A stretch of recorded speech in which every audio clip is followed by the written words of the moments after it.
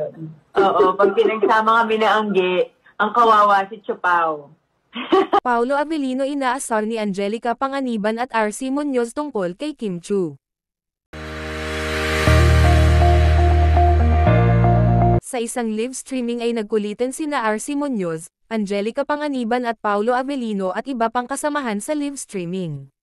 Linggo na ang nakalipas nang hindi na namataan na nagkikita sina Kim Chu at Paulo Avellino kung saan ay natapos na ang kanilang sunod-sunod na mga events, ay nagkanya-kanya muna ang lovebirds sa kanilang mga karera, samantalang si Kim ay busy sa pag-endorse sa preview at pag-host sa It's Showtime at the same time ay busy din sa upcoming hosting sa Pinoy Big Brother. Sa side naman ni Pau ay busy ito sa pag-live streaming at sa pagtanggap ng mga solo events, at noong nakaraang araw nga ay spotted si Pau kasama ang kanyang kasamahan sa pagmumotor, at kinukulit pa si Pau dahil bumili ito ng chocolate sa kanyang kapwa rider.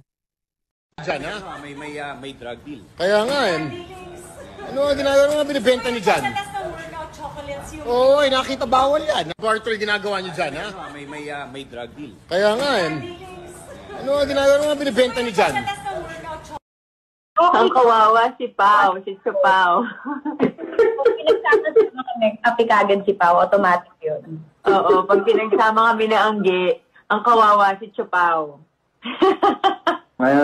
Nangaasar kasi sila lagi sa set. Okay naman.